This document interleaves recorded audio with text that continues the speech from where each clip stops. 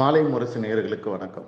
கடந்த வாரம் முழுக்க இந்திய பங்குச்சந்தை எப்படி இருந்தது அப்படின்னு பார்த்தோம்னா, ஒரு டவுன் ட்ரெண்டாக இருந்ததுன்னு பார்த்துருப்பீங்க. ஸோ நான் முன்னாடியே சொன்ன மாதிரி கரெக்ஷன் ஆகும் 22,000 பக்கம் வரும் அப்படின்னு சொல்லி. ஸோ 22,000 பக்கம் நேற்று வந்தது. ஸோ 21,900 அந்த ரேஞ்சுக்கு வரைக்கும் வந்தது கூட. ஸோ அங்கேருந்து சப்போர்ட் எடுத்து மார்க்கெட் வந்து ரெக்கவர் ஆக ஆரம்பிச்சிருச்சு. ஒரு சதவீதத்துக்கு மேலே மார்க்கெட்டில் ஒரு நல்ல ரெக்கவரி கிடைச்சது. ஸோ இது என்ன இண்டிகேட் பண்ணுது, 22,000 வரும்போதெல்லாம் அவங்க வந்து பையிங் சப்போர்ட் கொடுக்குறாங்க அப்படின்றது ஏற்கனவே நம்ம வந்து கெஸ் பண்ணது தான். ஸோ அதன் பிரகாரம் அங்கிறது சப்போர்ட் எடுத்திருக்கு. ஸோ இங்கேருந்து மார்க்கெட் 21 போகுமா 23 போகுமா அப்படின்னா 23,000 போகிறதுக்கான வாய்ப்புகள் ஜாஸ்தியாக இருக்குது. 21 போகிறதுக்கான வாய்ப்புகள் குறைவு. அப்படி 21 ட்ரேட் ஆச்சுன்னா மார்க்கெட் ட்ரெண்டே வந்து மாறுறதுக்கான வாய்ப்புகள், டவுன் சைடு போகிறதுக்கான வாய்ப்புகள் அதிகமாகிடும். அதனால் அவ்வளோ ஈஸியாக வந்து மார்க்கெட் வந்து டவுன் சைடில் போகாது அப்படிங்கிறது என்னுடைய கணிப்பு.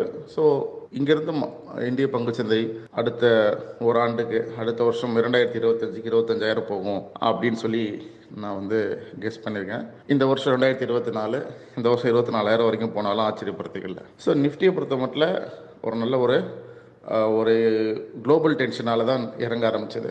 ஸோ தொடர்ந்து வந்து பார்த்தீங்கன்னு சொன்னால் குரூட் ஆயில் ப்ரைஸும் வந்து நேற்று கேப் அப்பில் ஓப்பன் ஆச்சு.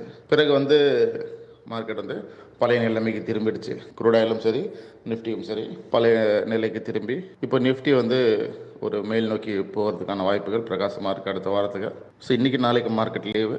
ஸோ அடுத்த வாரம் வந்து ஒரு இன்ட்ராடே ட்ரேடர்ஸாக இருந்தீங்க, ஆப்ஷன் ட்ரேடர்ஸாக இருந்தீங்கன்னா உங்களுடைய time frame 3 minutes, 5 minutes, 15 minutes அதெல்லாம் செக் பண்ணிவிட்டு தாராளமாக நீங்கள் அதில் பையிங் ஆப்ஷன் வரும்போது நீங்கள் பை பண்ணிங்கன்னா வித் ஸ்ட்ரிக்ட் ஸ்டாப் லாஸோட ஒரு நல்ல சக்ஸஸ் ரேட் உங்களுக்கு கிடைக்க வாய்ப்பு இருக்குது.